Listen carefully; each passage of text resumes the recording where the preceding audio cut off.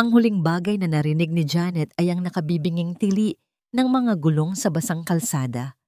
Sumunod ang marahas na pagyanig, ang tunog ng nayuyuping metal at nababasag na salamin. Pagkatapos, isang nakakasilaw na liwanag at kasunod nito ay ang ganap na kadiliman. Bago pa man siya lamunin ng kawalan ng malay, isang imahe ang kumislap sa kanyang isipan. Hindi ang pagbangga, hindi ang sakit, kundi ang imahe na nagtulak sa kanya sa kahibangang iyon. Ang imahe ng kanyang asawa, si Wilfred, sa kabila ng bumubuhos na ulan at nang nag-uusok niyang salamin sa bintana ng kotse, kitang-kita niya ang paraan ng pagtawa ni Wilfred habang nakahilig ito sa bago niyang sekretarya, si Rika. Ang paraan ng marahan nitong pag-alis ng ilang hibla ng buhok sa mukha ng babae. At ang paraan ng paghalik nito sa mga labi ng babae. Isang halik na dati ay sa kanya lamang. Iyon ang huling pagtingin niya. Ang huling pagtingin sa nawasak niyang mundo. Dahan-dahang nagising si Janet sa amoy ng antiseptic. Malamig ang hangin at may marahan siyang naririnig na tunog ng isang makina sa kanyang tabi. Sinubukan niyang imulat ang kanyang mga mata, pero walang nagbago. Madilim pa rin. Isang matinding takot ang gumapang sa kanyang dibdib. Pinilit niyang gumalaw, pero tila ba napakabigat ng kanyang katawan. Gising na siya. Isang boses ng lalaki ang narinig niya. Malumanay at profesional. Ma'am Janet, ako po si Dr. Santos. Nasa ospital po kayo. Na-aksidente po kayo. Hindi ako makakita. Halos pabulong na, sabi ni Janet. Ang kanyang boses ay garalgal at mahina. Narinig niya ang pagbuntong hininga ng doktor. Dahil po sa tindi ng impact, nagkaroon po kayo ng tinatawag na temporary cortical blindness. Naapektuhan po ang bahagi ng inyong utak na nagpoproseso ng inyong paningin. Pansamantala lang po ito, ma'am. May malaki pong tsansa na manumbalik ang inyong paningin. Pansamantala. Ang salitang yon ay dapat magbigay sa kanya ng pag-asa, pero sa halip, parang wala itong epekto. Ang sakit ng kataksilan ay mas matindi pa kaysa sa pagkawala ng kanyang paningin. CEO siya ng isa sa pinakamalaking textile companies sa bansa. Sanay siyang kontrolado ang lahat. Ngayon, ni sarili niyang mga mata ay hindi niya makontrol. Biglang bumukas ang pinto. Janet? Mahal ko, anong nangyari? Ang boses na yon, ang boses ni Wilfred, puno ng pag-aalala, puno ng pagmamahal, puno ng kasinungalingan. Naramdaman ni Janet ang paghawak ng isang kamay sa kanya. Malamig, pamilyar, pero kasabay noon, banyaga. Ito ang kamay na humaplos sa mukha ng ibang babae kanina lamang. Salamat sa Diyos at ligtas ka, sabi ni Wilfred. Ang boses ay nanginginig. Hindi ko alam ang gagawin ko kung may mangyaring masama sa'yo. Naramdaman ni Janet ang paghalik nito sa kanyang noo. Sa bawat salita, sa bawat dampi, nararamdaman niya ang pagkukunwari. Ang pandidiri ay nagsimulang pumalit sa kanyang kalungkutan. Ang lalaking ito, ang asawa niya, ay umiiyak para sa kanya ngayon matapos siyang lokohin. At sa sandaling iyon, habang nakahiga siya sa gitna ng kadiliman at kasinungalingan, isang ideya ang nabuo sa kanyang isipan. Isang ideya na mapanganib, pero kasabay nito ay nagbigay sa kanya ng isang bagay na matagal nang nawala. Isang layunin, isang malamig at matalim na layunin. Salamat sa pag-aalala mo, Wilfred. Sagot ni Janet, sinisikap na gawing mahina at kaawa-awa ang kanyang boses. Bumalik si Dr. Santos sa kanyang tabi. Ma'am Janet, bago po ako umalis, isang tanong lang. May nakikita na po ba kayo? Kahit isang maliit na sinag ng liwanag? Sa sandaling iyon, sa pinakadulong bahagi ng kanyang paningin, meron nga. Isang napakalabong kislap, isang pahiwatig na nagsisimula nang gumaling ang kanyang utak. Isang sinag ng pag-asa.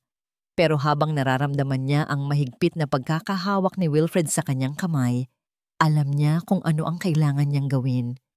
Ang pagkabulag na ito ay hindi isang kapansanan. Ito ay isang armas. Huminga siya ng malalim at hinayaang mangilid ang mga tunay na luha ng pighati sa kanyang mga mata. "Wala, Dok?" Ang kanyang sagot ay halos isang bulong, basag sa gitna ng pagtangis.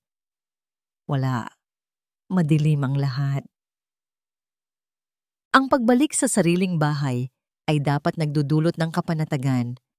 Pero para kay Janet, ito ay isang bagong uri ng impyerno. Bawat hakbang sa loob ng pinto ay isang pakikipaglaban sa alaala. Alam niya kung saan nakatayo ang paborito niyang florera. Alam niya ang distansya mula sa pinto patungo sa hagdanan. Kabisado niya ang bawat sulok ng bahay na ito. Pero ngayon, para siyang isang estranghero na nangangapa sa dilim. "Dahan-dahan, mahal," sabi ni Wilfred. Ang kanyang braso ay mahigpit na nakaalalay kay Janet. "Nandito lang ako. Hindi kita pababayaan." Ang mga salitang iyon ay parang lason na tumatagos sa kanyang pandinig.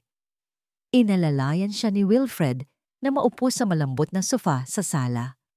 Ang amoy ng lemon at lavender mula sa air freshener ay pamilyar. Pero may bago siyang naamoy. Isang matamis na pabango. Murang pabango. "Mahal, alam kong mahirap ito para sa'yo." Malumanay na simula ni Wilfred. "Kaya naisip ko, kailangan mo ng tulong. Isang taong mag-aalaga sa'yo habang nasa trabaho ako." Naramdaman ni Janet ang panlalamig ng kanyang mga kamay. "Anong ibig mong sabihin?" "Nag-hire ako ng isang private nurse. Magaling siya at mapagkakatiwalaan," sabi ni Wilfred. Narinig ni Janet ang senya sa boses nito, ang pagtawag. At pagkatapos, narinig niya ang mga yapak. Yapak na magaan at mabagal, palapit sa kanya, at kasunod nito, ang boses. "Good afternoon po, Ma'am Janet. Ako po si Rika.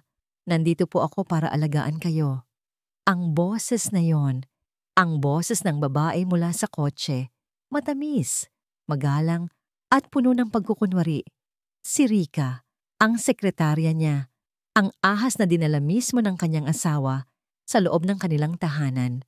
Napahigpit ang hawak ni Janet sa kanyang palda. Ang kanyang mga kuko ay halos bumaon sa tela. Kailangan niyang magtimpi. Kailangan niyang gampanan ang kanyang papel. "Salamat, Rika," sabi ni Janet. Sinisikap na alisin ang panginginig sa kanyang boses. "Salamat, Wilfred. Hindi ko alam ang gagawin ko kung wala ka."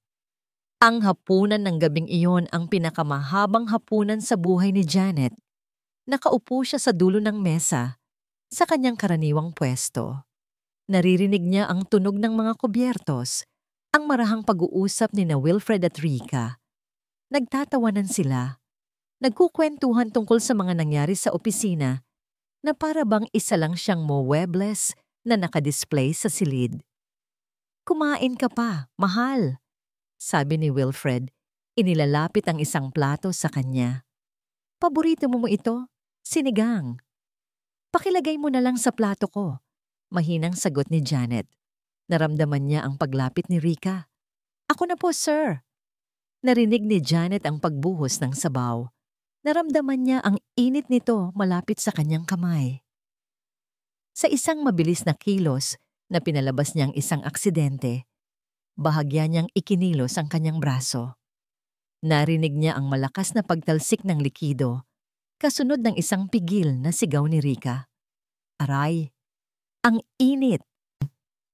"Anong nangyari?" Mabilis na tanong ni Wilfred. Ang pag-aalala sa boses ay halatang para kay Rika. "Nako, pasensya na," sabi ni Janet. Ang kanyang boses ay puno ng pagkataranta. "Hindi ko sinasadya. Hindi ko nakita. Patawad, Rika." "Okay lang po, ma'am. Aksidente lang po," sagot ni Rika.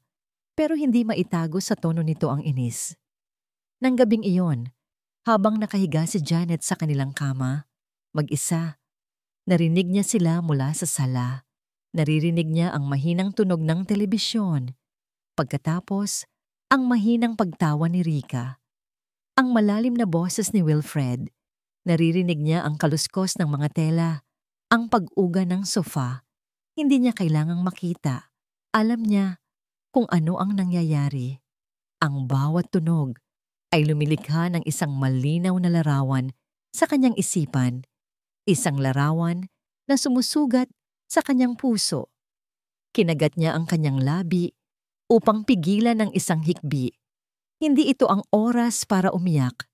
Ito ang oras para lumaban. Kinabukasan, habang naliligo si Rika at nasa opisina si Wilfred, kumilos siya gamit ang kanyang alaala. Maingat siyang naglakad palabas ng silid. Kinapa niya ang pader. Binilang ang kanyang mga hakbang. 4 na hakbang papunta sa malaking bookshelf. 5 pang hakbang papunta sa center table. Dahan-dahan siyang lumuhod at kinapa ang ilalim nito. Ang kanyang mga daliri ay naghahanap hanggang sa mahanap niya ang isang maliit na espasyo sa pagitan ng kahoy. Mula sa bulsa ng kanyang damit, kinuha niya ang isang maliit na bagay. Isang high-tech na voice-activated recording device, hindi mas malaki kaysa sa isang barya. Maingat niya itong idinikit sa ilalim ng mesa, kung saan hindi ito makikita ni numan. Bumalik siya sa kanyang silid bago pa man may makapansin. Nang gabing iyon, habang nagkukunwari siyang natutulog, may suot siyang halos hindi makitang earpiece na konektado sa device. Narinig niya ang pagbabalik ni Wilfred, ang pagbati ni Rika, ang pagbubukas nila ng isang bote ng alak, at pagkatapos, narinig niya ang usapan na nagpatigas sa dugo sa kanyang mga ugat. Ang boses ni Wilfred, malambing at puno ng kasakiman. Konting tiis na lang, mahal. Malapit nang maging atin ang lahat. Sa mga sumunod na araw, ang kadiliman ay naging kakampi ni Janet. Hindi na siya nangangapa. Ang bawat hakbang niya sa loob ng bahay ay kalkulado na. Ang bawat tunog ay may kahulugan. Ang bawat amoy ay nagkukwento. Ang pagkawala ng kanyang paningin ay nagpatala sa lahat ng iba pa niyang pandama, na para bang ang kanyang buong katawan ay naging isang pares ng mata at tainga. Natutunan niyang kilalanin ang bigat ng yapak ni Wilfred kapag ito'y pagod, at ang gaan naman nito kapag may binabalak. Natutunan niyang kilalanin ang amoy ng takot sa pawis ni Rika sa tuwing kausap nito si Wilfred tungkol sa pera. Ang paningin niya ay unti-unti na ring bumabalik. Hindi pa malinaw, pero sapat na para makita ang mga anino, ang mga hugis. Nakikita niya ang anino ni na Wilfred at Rika na magkalapit sa kusina kapag akala nila ay tulog na siya.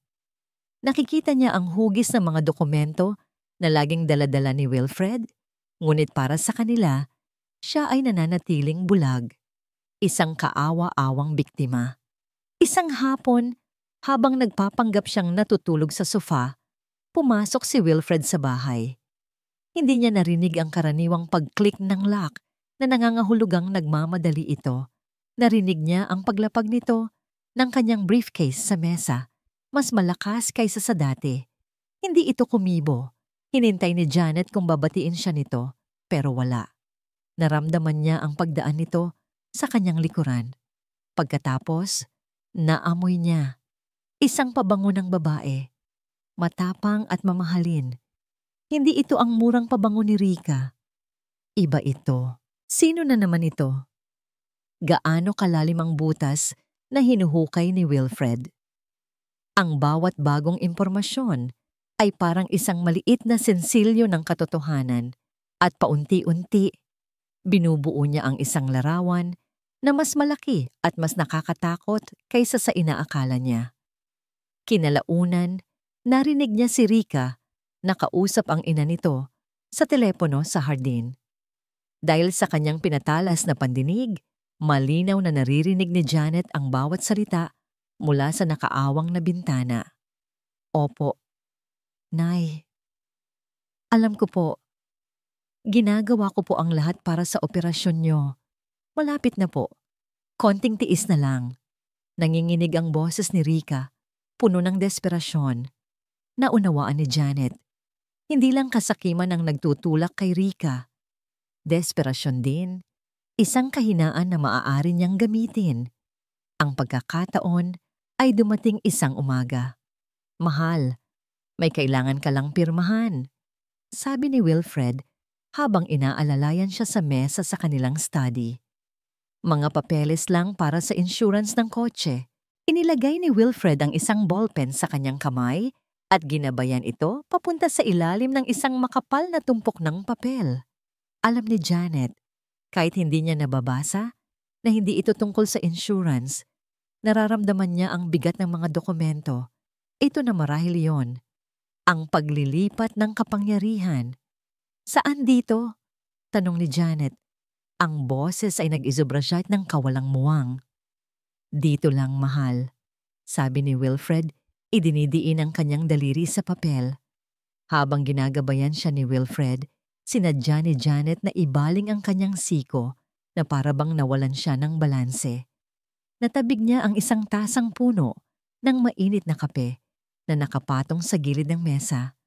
Ang mainit na likido ay bumuhos sa buong tumpok ng papel. Ano ba yan? Sigaw ni Wilfred, ang pagkainis ay hindi na maitago. Mabilis niyang hinila ang mga nabasang papel. Patawad! Patawad, Wilfred! Sabi ni Janet. Ang kanyang boses ay puno ng pagkataranta at pagsisisi. Hindi ko sinasadya, mahal. Ang lampa ko. Narinig niya ang pagbuntong hininga ni Wilfred, isang tunog ng matinding pagkabigo. Okay lang. Aksidente lang. Sige na, bumalik ka na sa kwarto. Ako na ang magliligpit nito. Habang paalis siya, sa pamamagitan ng kanyang malabong paningin, nakita niya ang anino ni Wilfred na galit na nakatayo. Hawak ang mga basang papel na ngayon ay wala ng silbi. Nang gabing iyon, muli niyang pinakinggan ang recording device. Nag-uusap sina Wilfred at Rika sa sala. Malapit na sana, kung hindi lang dahil sa pagiging lampa niya. Galit na sabi ni Wilfred. Paano na yan? Kailangan ko na ng pera para kay nanay. Sagot ni Rika. Ang boses ay puno ng takot. At pagkatapos ay narinig ni Janet ang isang bagay na nagpatigil sa kanyang paghinga. Isang bagong boses ang pumasok sa usapan mula sa telepono ni Wilfred na naka-loudspeaker. Isang boses na malamig at mapanganib. Wilfred, 1 buwan. Yan ang huling palugit ko sa'yo. Bayaran mo ang utang mo sa kasino. Kung hindi, huminto ang boses na para bang nagbibigay diin. Alam mo na kung anong mangyayari sa magaganda mong daliri.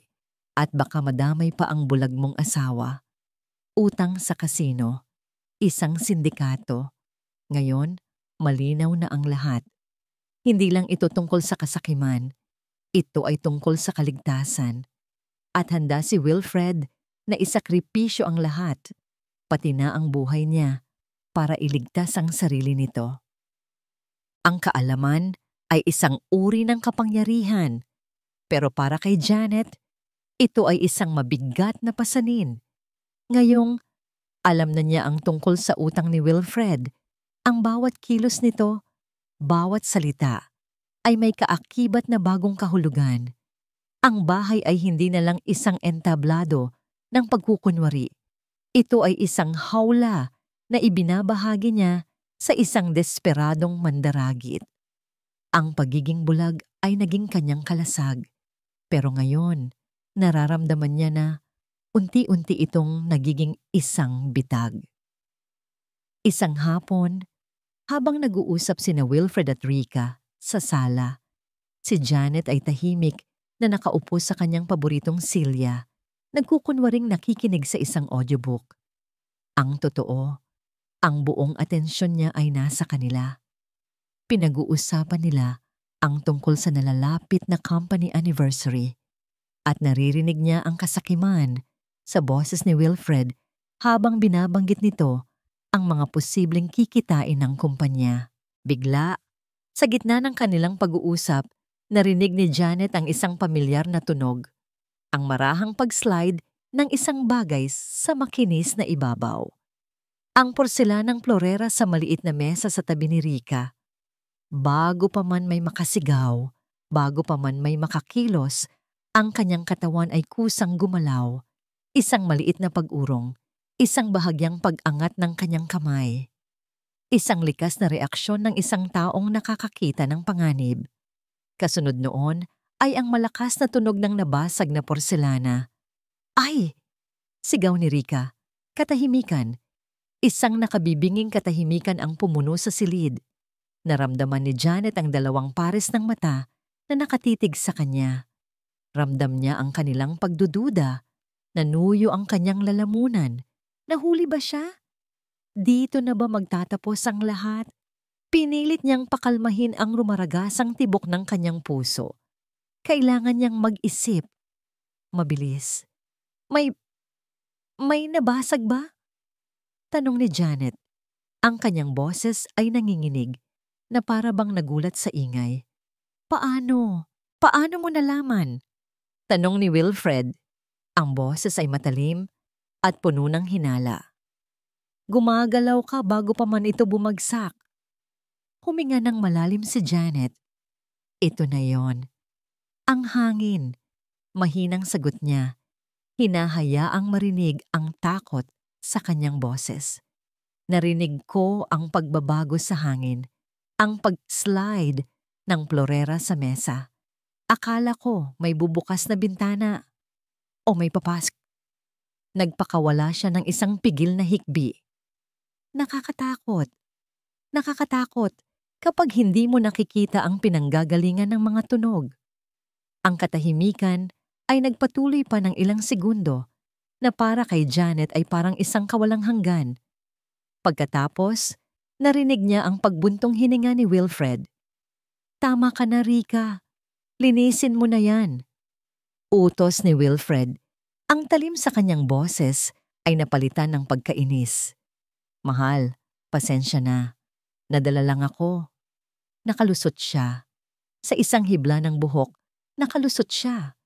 Pero alam ni Janet na isang binhi ng pagdududa ang naitanim na sa isipan ni Wilfred. Mula ng araw na yon, naging mas mapilit si Wilfred. Gabi-gabi, umuupo ito sa tabi niya at nagkukwento ng mga problema sa kumpanya. Mga problemang alam ni Janet na pawang kasinungalingan. Bumagsak ang stocks natin, mahal. Isang malaking kliyente ang umalis. Hindi natin alam kung paano natin babayaran ang sahod ng mga empleyado sa susunod na buwan. Ang bawat salita ay isang karayom na tumutusok sa kanyang puso, isang pagtatangka na durugin ang kanyang espiritu. Gusto nitong maramdaman ni Janet na siya'y inutil, na wala siyang magagawa, para kapag inalok na nito ang solusyon, wala na siyang lakas para tumanggi. Ngunit sa gitna ng gabi, habang ang buong bahay ay tahimik, si Janet ay kumikilos. Gamit ang isang maliit na burner phone na itinago niya, palihim niyang tinatawagan ang kanyang pinagkakatiwalaang abogado at ang kanyang loyal na executive assistant. Nagbibigay ng mga utos, nagtatanong ng mga update, at dahan-dahang inihahanda ang kanyang kontraopensiba. Isang gabi, pumasok si Wilfred sa kanyang silid. Walang mahal, walang malambing na tono. Naramdaman ni Janet ang pag-upo nito sa gilid ng kama. Janet, hindi na to pwede, sabi nito. Ang boses ay malamig at walang emosyon. Kinuha nito ang kanyang kamay. Naramdaman ni Janet ang lamig ng isang plastik na bagay na inilagay nito sa kanyang palad. Isang ballpen. Pagkatapos, ang magaspang na pakiramdam ng papel. Isang dokumento. Panahon na para magpahinga ka, Janet. Ang boses niya ay mababa at mapanganib. Pirmahan mo na to. Ako na ang bahala sa lahat. Ang takot na naramdaman ni Janet nang iabot sa kanya ni Wilfred ang dokumento ay napalitan ng isang matigas na determinasyon. Hindi siya pipirma, hindi siya susuko. Ngunit para magawa yon, Kailangan niya ng isang bagay na mas matibay kaysa sa hinala. Kailangan niya ng ebidensya na dudurog kay Wilfred nang walang pag-aalinlangan. At alam niya kung saan magsisimula. Ang home office ni Wilfred. Ang kaisa-isang lugar sa bahay na itinuturing nitong sagrado. Ang lugar kung saan niya itinatago ang lahat ng kanyang mga sikreto. Hating gabi, ang buong bahay ay balot sa katahimikan. Tanging ang marahang tunog ng aircon at ang tibok ng kanyang sariling puso ang naririnig ni Janet. Ang kanyang paningin ay mas malinaw na ngayon sa dilim. Nakikita na niya ang mga outline ng mga muebles, ang liwanag ng buwan na tumatagos sa bintana. Dahan-dahan siyang bumangon. Ang bawat galaw ay pinag-aralan. Maingat niyang binuksan ang pinto ng kanyang silid. Pinakikiramdaman ang bawat kaluskos. Naglakad siya sa pasilyo na parang isang multo sa sarili niyang pamamahay. Nang marating niya ang pinto ng office ni Wilfred, huminto siya at nakinig. Wala. Dahan-dahan niyang pinihit ang seradura. Hindi ito nakalak. Isang pagkakamali na pagsisisihan ni Wilfred. Pumasok siya sa loob at isinara ang pinto ng walang tunog. Ang amoy ng katad at ng mamahaling pabango ni Wilfred ay sumalubong sa kanya. Umupo siya sa malaking silyang pang-opisina nito at binuksan ang maliit na table lamp. Ang liwanag ay sapat lang para makita niya ang kanyang ginagawa. Nagsimula siya sa mga drawer, mga bank statement, mga resibo, mga kontrata. Hinanap niya ang anumang bagay na konektado sa kasino sa mga pinagkakautangan nito.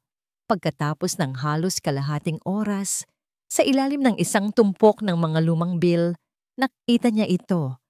Isang maliit, gusot na resibo mula sa isang auto shop na hindi niya kilala. JP Auto Repair. Nakasulat ang petsa, isang araw bago ang kanyang aksidente. At ang serbisyo, Comprehensive Brake System Check and Fluid Replacement. Kumunot ang noo ni Janet. Bakit? Bakit dadalhin ni Wilfred ang kotse niya sa isang hindi kilalang talyer sa kabilang bayan para lang sa isang simpleng brake check? Lalo pat kakatapos lang ng regular maintenance ng sasakyan sa kasa. Isang malamig na agos ng pangamba ang gumapang sa kanyang likuran. Hindi ito tama. Bigla niyang naalala ang isang bagay. Ang software. Ang monitoring software na palihim niyang ipina-install sa lahat ng company-issued devices, kasama na ang laptop at cellphone ni Wilfred noon pa, bilang standard security protocol. Nagre-record ito ng mga tawag at sinesave sa isang secure na cloud server. Mabilis niyang binuksan ang kanyang sariling laptop na palihim niyang dala. Nanginginig ang kanyang mga kamay habang nag-log in siya sa server. Hinanap niya ang petsa sa resibo. Nag-scroll siya sa listahan ng mga recorded calls at nakita niya ito. Isang tawag mula sa isang hindi rehistradong numero. Ilang minuto matapos ang oras na nakatatak sa resibo. Nag-click siya sa play. Narinig niya muna ang boses ni Wilfred, kalmado at walang emosyon. Tapos na ba? Sumagot ang isang garalgal at magaspang na boses ng lalaki. Oo, sir. Ayon sa utos nyo, pinalitan ko ng luma at manipis na brake pads. Nilagyan ko rin ng konting butas ang fluid line. Hindi agad mapapansin, pero sa unang matinding preno sa basang kalsada, bibigay iyan. Napatakip si Janet sa kanyang bibig para pigilan ang isang sigaw na gustong kumawala. Ang boses ni Wilfred ay muling narinig, mas malamig pa kaysa sa yelo. Siguraduhin mong magmumukha siyang aksidente. Walang bakas. Walang problema, sir. Basta yung bayad. Nasa account mo na. Putol ni Wilfred bago nito ibaba ang tawag. Natapos ang recording. Ang tanging naririnig na lang ni Janet ay ang ugong ng kanyang sariling dugo sa kanyang mga tainga. Ang kotse. Ang ulan. Ang pagkabigo ng preno. Hindi iyon aksidente. Iyon ay isang pagtatangkang pagpatay. Ang lalaking pinakasalan niya. Ang lalaking minahal niya. Ang lalaking ama sana ng kanyang mga anak. Sinubukan siyang patayin para sa pera, para sa isang babae, para sa kalayaan mula sa kanya. Napayuko siya. Ang kanyang katawan ay nanginginig hindi sa takot, kundi sa isang bagong damdamin. Isang damdamin na mas malakas at mas nakakayanig kaysa sa pighati, galit. Isang dalisay at nag-aapoy na galit ang mga luhang pumatak mula sa kanyang mga mata ay hindi na luha ng isang nasaktang asawa.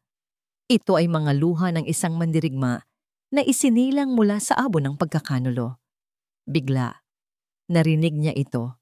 Mga yapak sa pasilyo, papalapit, papunta sa direksyon ng office. Napatayo si Janet, ang puso niya ay bumibilis. Ang laptop, bukas pa ito sa kanyang harapan. Ang screen ay nagliliwanag sa madilim na silid. Ipinapakita ang katibayan ng isang karumaldumal na krimen. Narinig niya ang pagpihit ng seradura. Ang pinto ay dahan-dahang bumubukas. Sa isang iglap, ang utak ni Janet na sinanay sa mabilis na pagdedesisyon sa boardroom ay gumana. Bago pa man tuluyang bumukas ang pinto, mabilis niyang isinara ang laptop, hinila ang saksak nito mula sa outlet, at sinadyang itulak ang kanyang sarili paatras. Ang swivel chair ay tumama sa maliit na basurahan, lumikha ng isang malakas na kalabog. Kasabay nito, inihulog niya ang kanyang sarili sa sahig, na para bang natisod at nawalan ng balanse. Bumukas ang pinto. "Janet?" Tanong ni Wilfred. Ang boses ay nagulat. Binuksan niya ang ilaw. Nakita niya si Janet na nakaupo sa sahig, hawak ang kanyang binti. Ang mukha ay nagpapakita ng sakit at pagkalito. "Wilfred?" "Nagising ako." Uhaw na uhaw. Akala ko ito ang kusina. Ang dilim. Nahilo ako. Ang kanyang paliwanag ay perpekto. Isang bulag na babae, nalilito sa dilim, naghahanap ng tubig. Anong pagdududahan doon? Nakita ni Janet ang pag-alis ng hinala sa mukha ni Wilfred. Napalitan ito ng pamilyar na pagkainis. "Ano ba naman yan, Janet? Bakit hindi mo ako ginising? O kaya si Rika? Delikado ang ginagawa mo." "Patawad," sabi niya. Hinahayaang manginig ang kanyang boses. Inalalayan siya ni Wilfred na tumayo at ihatid pabalik sa silid. Habang naglalakad sila, naramdaman ni Janet ang pagbabago sa hangin. Ang laro ay nag-iba na. Hindi na ito tungkol sa pagbawi ng kumpanya. Ito ay tungkol sa pagkuha ng hustisya. Ito ay tungkol sa paninigurong magbabayad ang lalaking naglalakad sa kanyang tabi para sa pagtatangkang kunin ang kanyang buhay. Ang galit niya ay hindi na mainit. Ito ay naging malamig, kalkulado, at matalim na parang yelo. Kinabukasan, sinimulan niya ang kanyang sariling laro. Habang tinutulungan siya ni Rika na mag-ayos, sinimulan ni Janet ang usapan. "Alam mo, Rika," sabi niya sa isang mahina at nag-aalalang boses, "kagabi, nanaginip ako. Isang masamang panaginip." "Ano po iyon, ma'am?" tanong ni Rika habang sinusuklay ang kanyang buhok. "Napanaginipan kong naaksidente daw ulit ako. Pero this time, hindi na ako nakaligtas." Malungkot na sabi ni Janet. Huminto siya na para bang nag-iisip. "Alam mo, buti na lang pala. At nakagawa ako ng bagong last will and testament bago nangyari ang lahat." Naramdaman ni Janet ang bahagyang pagtigil ng kamay ni Rika sa kanyang buhok. Nagpatuloy si Janet. Ang boses ay nagkukunwaring walang muwang. "Oo, nakalagay doon. Kung sakaling may mangyaring masama sa akin, lalo na kung ito ay dahil sa isang di inaasahang aksidente, lahat ng aking ari-arian, lahat-lahat, mapupunta sa isang charity foundation para sa mga batang ulila. Walang kahit isang sentimo na mapupunta kay Wilfred." Ibinagsak niya ang bomba at hinintay ang pagsabog. "Para lang sigurado, di ba?" Dagdag ni Janet na may isang mapait na ngiti. "Para walang sino man ang makikinabang sa aking kamatayan. Hindi na kumibo si Rika. Ngunit ng hapong yon, mula sa recording device sa ilalim ng mesa, narinig ni Janet ang usapan nila ni Wilfred. Wilfred, narinig mo ba yung sinabi ni Ma'am Janet? Tanong ni Rika, ang boses ay puno ng takot. Tungkol sa bago niyang will? Anong will? Inis na sagot ni Wilfred, na kung mamatay daw siya sa aksidente, lahat ay mapupunta sa charity. Walang mapupunta sa'yo. Sa atin. Narinig ni Janet ang malutong na pagmumura ni Wilfred. Puro kasatsat. Paano niya gagawin yun? Bulag siya. Hindi yun totoo. Tinatakot ka lang niya. Paano kung totoo? Giit ni Rika. Tumahimik ka na. Sigaw ni Wilfred. Nakinig si Janet sa kanilang pagtatalo at isang maliit na ngiti ang sumilay sa kanyang mga labi. Nagawa na niya. Naitanim na niya ang isang binhi ng lason sa pagitan nilang dalawa. Ang pagdududa, ang takot. Nang gabing iyon, habang si Wilfred ay nasa labas para sa isang business meeting, ginawa ni Janet ang pinakamahalagang hakbang. Binuksan niya ulit ang kanyang laptop, kinopya ang lahat ng ebidensya, ang resibo, ang recording ng tawag, ang mga bank statement na nagpapakita ng malaking pagbabayad sa auto shop, at inilagay ang mga ito sa isang naka-encrypt na email. Ipinadala niya ito sa kanyang abogado na may isang simpleng subject. Ingatan mo ito.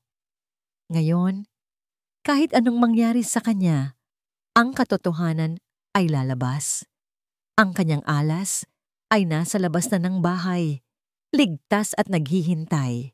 Habang isinasara niya ang kanyang laptop, narinig niya ang isang mahinang katok sa kanyang pinto. Ma'am Janet? Ang boses ni Rika. Gising po ba kayo? Hindi sumagot si Janet. Nagpanggap siyang natutulog. Dahan-dahang bumukas ang pinto. Narinig niya ang mga yapak ni Rika na papalapit sa kanyang kama. Ma'am Janet? Bulong nito. Ang boses ay nanginginig. May kailangan po kayong malaman tungkol kay Sir Wilfred. Nanatiling hindi kumikibo si Janet. Ang kanyang paghinga ay mabagal at malalim. Ang perpektong imahe ng isang taong mahimbing na natutulog. Naramdaman niya ang pag-aalinlangan ni Rika. Narinig niya ang pigil na pagbuntong hininga nito bago ito tumalikod at tahimik na lumabas ng silid. Hindi pa ito ang tamang oras para kay Rika na tumawid sa linya. Pero alam ni Janet, malapit na. Ang takot na itinanim niya ay nagsisimula ng mamunga. Sa mga sumunod na araw, ang tensyon sa bahay ay halos nahihipo. Si Wilfred ay naging isang hayop na nakakulong sa hawla. Ang mga tawag mula sa kanyang mga pinagkakautangan ay naging mas madalas at mas mapanganib. Narinig ni Janet ang lahat sa pamamagitan ng recording device. Mga banta sa kanyang buhay, sa buhay ni Janet, sa buhay ni Rika. Ang desperasyon ay nag-alis sa lahat ng natitirang kabaitan o pagkukunwari ni Wilfred. Naging masungit ito, madaling magalit. Ang kanyang mga pagtatangkang maging malambing kay Janet ay naging mechanical at pilit. Kailangan niya ang pirma. At kailangan niya ito ngayon. Ang gabi ng pagtutuos ay dumating. Kakatapos lang ng isa na namang marahas na tawag sa telepono ni Wilfred. Narinig ni Janet ang pagbagsak ng telepono at ang malutong na pagmumura nito mula sa sala. Pagkatapos, ang mabibigat at nagmamadaling yapak nito papunta sa kanyang silid. Pumasok si Wilfred nang walang katok. Janet, kailangan nating mag-usap, sabi nito. Sinisikap na maging kalmado, pero ang panginginig sa kanyang boses ay hindi maitatago. Inihagis nito ang isang tumpok ng dokumento sa kama. Sa tabi niya, ang tunog nito ay malakas at nakakagulat sa katahimikan ng gabi. Ang kumpanya, malapit nang bumagsak, pagsisinungaling nito. May problema sa mga investor. Kung hindi ako makakakuha ng full authority para gumawa ng mga desisyon, mawawala ang lahat ng pinaghirapan natin. Inabot nito ang kamay ni Janet. malamig at pawisan. Kailangan kong pirmahan mo ito. Isang special power of attorney. Ibinibigay mo sa akin ng pansamantalang kontrol para maisalba ko ang kumpanya. Tumingin si Janet sa direksyon ng kanyang boses. Ang kanyang mukha ay isang blankong canvas. Sa likod ni Wilfred, sa may pintuan, nakita niya ang anino ni Rika. Nakatayo. Ang mukha ay putlang-putla sa takot. Nagtama ang kanilang mga mata. Ang mata ni Janet na nakakakita na. At ang mga mata ni Rika na puno ng gulat. Bahagyang umiling si Rika, isang maliit na kilos na hindi makikita ni Wilfred. Isang babala, isang pakiusap. Alam ni Janet na ito na ang sandali. Ang sandali ng kanyang pinakamalaking pagkukunwari. Huminga siya ng malalim.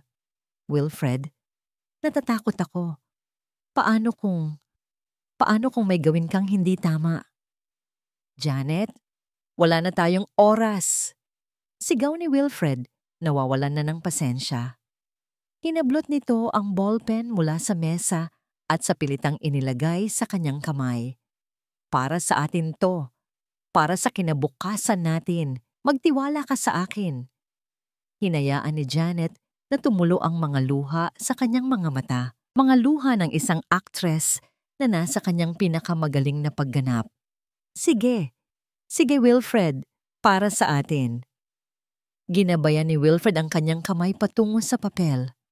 Ngunit sa ilalim ng unang pahina, kung saan akala ni Wilfred ay pipirma siya, may isang bagay na hindi niya alam. Nakatago doon ang isang ibang dokumento na palihim na inilagay ni Janet kanina. Isang dokumento na inihanda ng kanyang abogado. Sa isang mabilis na kilos na ginabayan ng kanyang unti-unting bumabalik na paningin, habang si Wilfred ay nakatingin sa kanyang muka at hindi sa kanyang kamay, pinirmahan ni Janet ang pangalan niya. Hindi sa special power of attorney, kundi sa ilalim ng isang maikli at malinaw na pahayag. Isang hudisyal na pag-amin na ang lahat ng pirma ko sa anumang dokumento simula petsa ng aking aksidente ay nakuha sa pamamagitan ng panlilinlang at pamimilit, habang ako ay nasa isang bulag at mahinang kondisyon. Hinila ni Wilfred ang dokumento mula sa kanya ng may ngiti ng tagumpay. Hindi na niya ito inusisa pa. Masyado siyang sabik, masyado siyang kampante. Salamat, mahal. Makakaasa ka sa akin, sabi nito. At hinalikan siya sa noo bago nagmamadaling umalis ng silid. Naiwan si Janet sa katahimikan. Pinunasan niya ang kanyang mga luha. Ang mga ito ay hindi na kailangan. Tumingin siya sa anino ni Rika na nakatayo pa rin sa pinto, hindi makagalaw.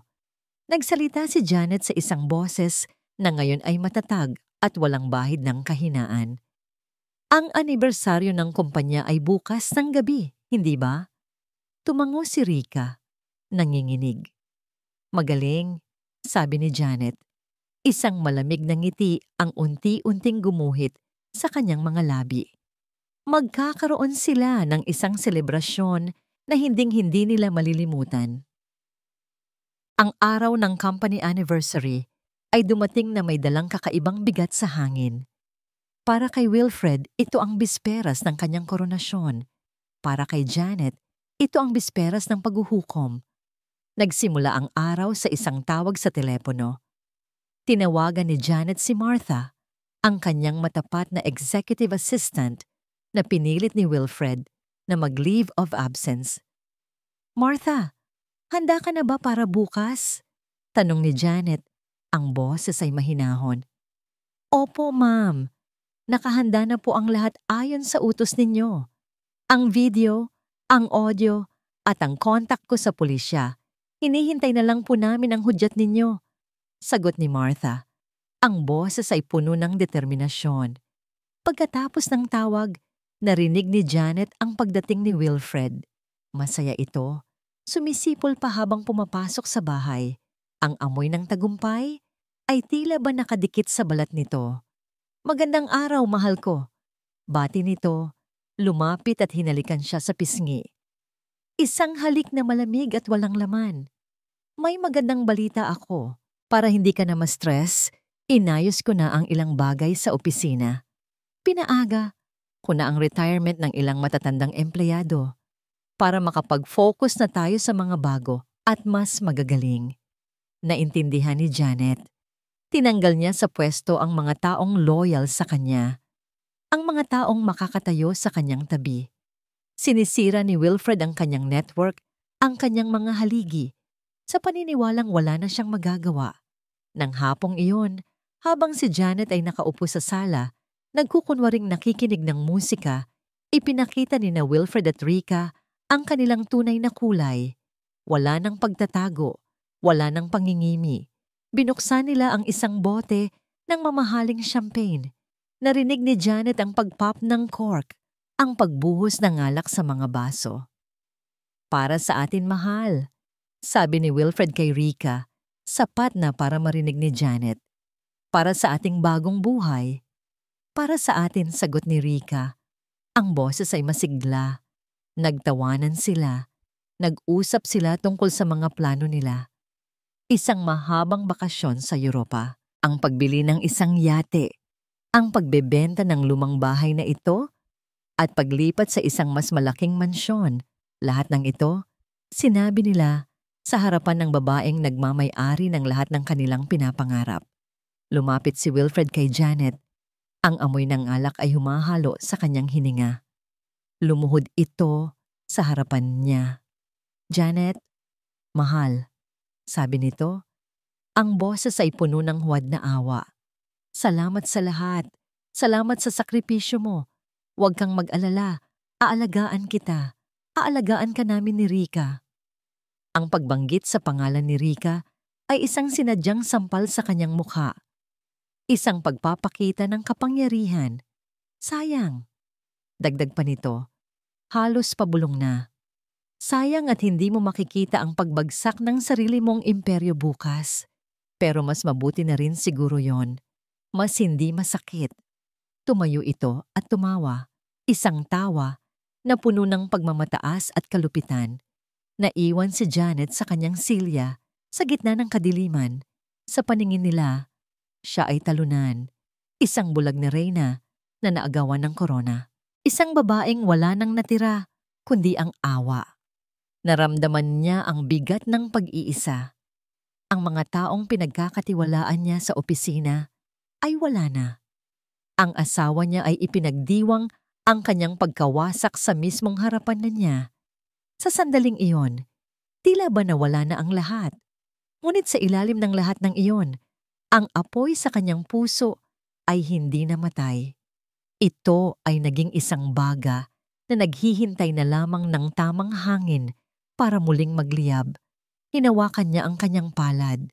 Doon, sa gitna ng kadiliman, naramdaman niya ang lakas na hindi kayang nakawin ni numan. Ang lakas ng katotohanan. Gabi na. Narinig niyang umakyat na si Wilfred sa silid nito. Ilang sandali pa, naramdaman ni Janet ang isang presensya sa kanyang tabi. Si Rika, walang nagsalita. Pagkatapos ng ilang segundo, naramdaman ni Janet ang isang maliit at malamig na bagay na inilagay sa kanyang kamay. Isang USB flash drive. Ito ang kopya ng mga bank statement niya at ang mga tawag sa mga pinagkakautangan niya. Bulong ni Rika. Ang boses ay halos hindi marinig. Puno ito ng pagsisisi, takot, at isang huling pagsusumikap para sa katubusan. Patawad, ma'am. At tulad ng isang anino, umalis si Rika. Iniwan si Janet na hawak ang huling piraso ng puzzle, ang huling pako sa kabaong ni Wilfred. Ang ballroom ng 5-star hotel ay puno ng mga nagkikislapang ilaw at mga taong nakabihis ng kanilang pinakamagagandang kasuotan.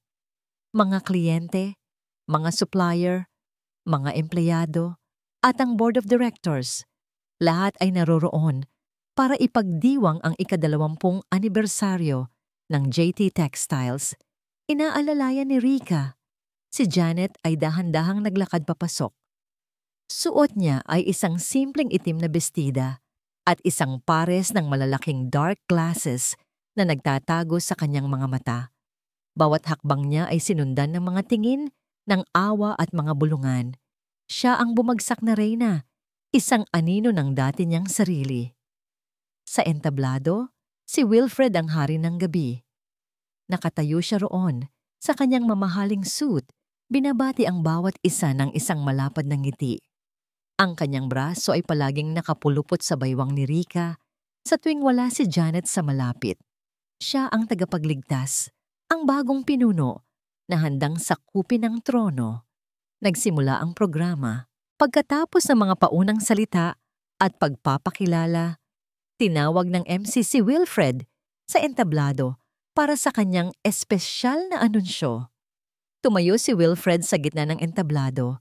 Sa ilalim ng maliwanag na spotlight, huminga siya ng malalim. Ang kanyang mukha ay puno ng pekeng kababaang loob at tunay na pagmamataas. Mga kaibigan, mga kasama, simula niya. Sa mga nakalipas na buwan, ang ating kumpanya ay dumaan sa isang matinding pagsubok at gaya ng alam ninyong lahat, ang aking minamahal na asawa, ang ating tagapagtatag na si Janet, ay dumaan din sa isang personal na trahedya. Lumingon siya sa direksyon ni Janet na may tingin ng pekeng pagmamahal. Dahil sa kanyang kalagayan, nagpasya siyang panahon na para siya ay magpahinga, panahon na para ipasa ang korona. Kaya naman, buong kapakumbabaan kong tinatanggap ang bagong responsibilidad bilang inyong bagong CEO. Isang alon ng bulungan ang kumalat sa buong ballroom. Ilang miyembro ng board ay nagpakita ng pagkabigla. Ngunit bago pa man may makapag-react, isang boses ang pumuno sa hangin. Isang boses na pamilyar, ngunit may bagong lakas at awtoridad. Hindi ganoon kabilis, Wilfred. Lahat ng mata ay napunta sa direksyon ng boses. Mula sa kanyang upuan, tumayo si Janet. Ngunit hindi siya nangapa. Hindi siya nag-alinlangan. Dahan-dahan, tinanggal niya ang kanyang salamin. Sa ilalim ng mga ilaw ng ballroom, ang kanyang mga mata ay nagningning, malinaw, matalas, at nag-aapoy. Naglakad siya papunta sa entablado. Bawat hakbang ay matatag, bawat galaw ay puno ng kumpiyansa. Ang mga bulungan ay naging isang nakabibisinging katahimikan. Si Wilfred ay nakatayo na, parang isang estatwa. Ang kanyang mukha ay isang maskara ng purong pagkabigla at hindi paniniwala. Janet, paano? Akala mo lang hindi ako nakakakita, Wilfred? Sabi ni Janet. Ang kanyang boses ay umalingaw-ngaw sa buong silid. Pero ang totoo, ngayon lang ako tunay na nakakita. Humarap siya sa mga manonood. Nakita ko ang lahat. Nakita ko ang isang taksil na asawa na nagdala ng kanyang kerida sa aming tahanan sa ilalim ng pagkukunwaring siya ay isang tagapag-alaga. Lumingon siya kay Rika na ngayon ay nanginginig sa isang sulok, ang mukha ay nababalot ng luha. Nakita ko ang isang desperadong lalaki na nalulunod sa utang sa sugal, handang ipagkanulo ang lahat para iligtas ang kanyang sarili. At sa huli, tinitigan niya si Wilfred, ang kanyang mga mata ay parang dalawang punyal. At nakita ko ang isang halimaw na sinubukang patayin ang kanyang sariling asawa para makuha ang kanyang pera. Isang kolektibong hininga ng gulat ang narinig mula sa mga manonood. Mga kasinungalingan, sigaw ni Wilfred. Nagkakaroon na ng kulay ang kanyang mukha. Nababaliw na siya. Talaga ba? Kalmadong tanong ni Janet. Itinaas niya ang isang maliit na remote. Kung gayon, pakinggan natin ang katotohanan. Piniindot niya ang isang button. Mula sa malaking screen sa likod ng entablado, isang video ang lumabas. Isang kuha mula sa CCTV ng parking lot ng isang restaurant. Ang petsa, ang araw ng aksidente ni Janet. Malinaw na nakikita si Wilfred at Rika, naghahalikan. Pagkatapos, ang screen ay naging itim, ngunit isang audio recording ang umaling-awngaw sa mga speaker. Ang boses ni Wilfred, malamig at malinaw. Siguraduhin mong magmumukha siyang aksidente, walang bakas. Ang boses ng mekaniko, ang usapan tungkol sa preno, ang buong ballroom ay sumabog sa gulat at galit. Si Wilfred ay namutla na, parang isang patay. At bilang panghuli, sabi ni Janet, habang isa pang dokumento ang lumitaw sa screen, ang statement mula sa casino, ang mga bank transfer, ang lahat ng ebidensya mula sa USB na bigay ni Rika.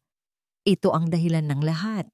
Sa hudyat ni Martha, ang mga pinto sa likod ng ballroom ay bumukas. Pumasok ang dalawang unipormadong pulis, naglalakad ng may determinasyon papunta sa entablado. Bumagsak ang mga tuhod ni Wilfred. Si Rika ay humagulgol na lamang habang sinusukbitan ng posa si Wilfred. Tumingin ito kay Janet. Ang kanyang mga mata ay puno ng pagkamuhi at pagkalito. Bakit? Lumapit si Janet sa kanya. Ang mukha ay walang emosyon. Ang pagkabulag ko, sabi niya sa isang boses, na sapat lang para marinig nilang dalawa. Ang nagligtas sa akin sa'yo. Makalipas ang ilang linggo, ang iskandalo na yumanig sa JT Textiles ay unti-unti nang humupa. Ang mga balita ay napalitan ng mga bagong headline at ang industriya ay muling nakatuon sa negosyo. Ngunit sa loob ng kumpanya, ang pagbabago ay totoo at nananatili. Nakatayo si Janet sa harap ng malaking salaming bintana ng kanyang opisina.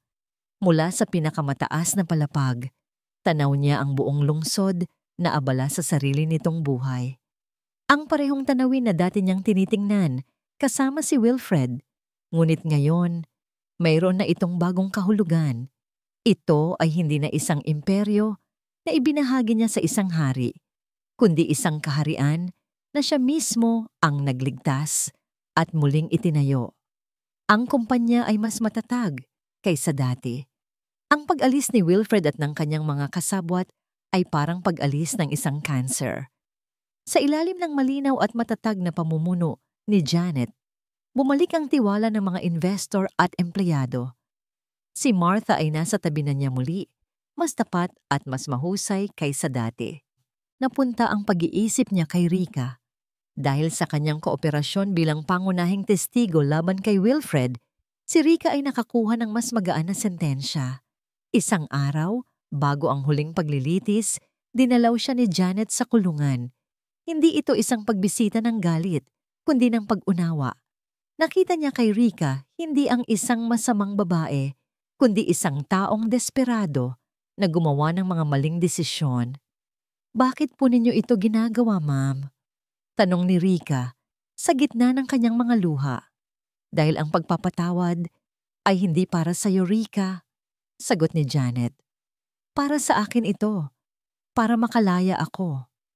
At sa araw na yon, naramdaman ni Janet ang pag-alis ng huling bigat sa kanyang dibdib. Ngayon, habang pinagmamasdan niya ang papalubog na araw, isang pakiramdam ng kapayapaan ang bumalot sa kanya. Ang mga alaala ni Wilfred ay naroon pa rin, ngunit hindi na ito masakit. Ang mga ito ay mga peklat na lamang, isang paalala ng isang laban na kanyang ipinanalo.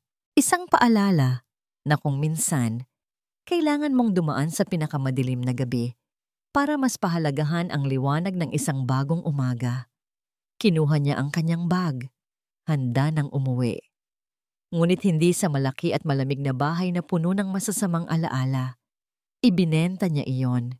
Nakatira na siya ngayon sa isang mas maliit, mas komportableng penthouse apartment na may tanawin ng buong kalangitan. Habang naglalakad siya palabas ng kanyang opisina, dumaan siya sa isang malaking salamin. Huminto siya. Tinitigan niya ang kanyang refleksyon. Ang babaeng nakatingin pabalik sa kanya ay hindi na ang parehong Janet. Ang kanyang mga mata, na minsan ay nabulag ng pag-ibig at pagkatapos ay ng kadiliman, ay nakakakita na ngayon ng may kalinawan na hindi pa niya naranasan. Nakita niya ang isang babaeng malakas, independiyente, at buo sa kanyang sarili. Isang ngiti ang sumilay sa kanyang mga labi. Hindi ito ang nangiti ng paghihiganti, kundi isang nangiti ng kapayapaan. Biglang tumunog ang kanyang cellphone. Tiningnan niya ang screen. Isang pangalan na matagal na niyang hindi nakikita.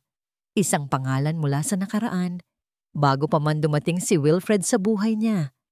Isang matalik na kaibigan. Huminga siya ng malalim at sa pagkakataong ito, isang tunay at masayang nangiti ang gumuhit sa kanyang mukha. Makalipas ang ilang linggo, ang iskandalo na yumanig sa JT Textiles ay unti-unti nang humupa. Ang mga balita ay napalitan ng mga bagong headline at ang industriya ay muling nakatuon sa negosyo. Ngunit sa loob ng kumpanya, ang pagbabago ay totoo at nananatili. Nakatayo si Janet sa harap ng malaking salaming bintana ng kanyang opisina. Mula sa pinakamataas na palapag, tanaw niya ang buong lungsod na abala sa sarili nitong buhay. Ang parehong tanawin na dati niyang tinitingnan kasama si Wilfred. Ngunit ngayon, mayroon na itong bagong kahulugan. Ito ay hindi na isang imperyo na ibinahagi niya sa isang hari, kundi isang kaharian na siya mismo ang nagligtas at muling itinayo. Ang kumpanya ay mas matatag kaysa dati. Ang pag-alis ni Wilfred at ng kanyang mga kasabwat ay parang pag-alis ng isang cancer. Sa ilalim ng malinaw at matatag na pamumuno ni Janet, bumalik ang tiwala ng mga investor at empleyado. Si Martha ay nasa tabi na niya muli, mas tapat at mas mahusay kaysa dati. Napunta ang pag-iisip niya kay Rica. Dahil sa kanyang kooperasyon bilang pangunahing testigo laban kay Wilfred, si Rica ay nakakuha ng mas magaan na sentensya. Isang araw, bago ang huling paglilitis, dinalaw siya ni Janet sa kulungan. Hindi ito isang pagbisita ng galit, kundi ng pag-unawa.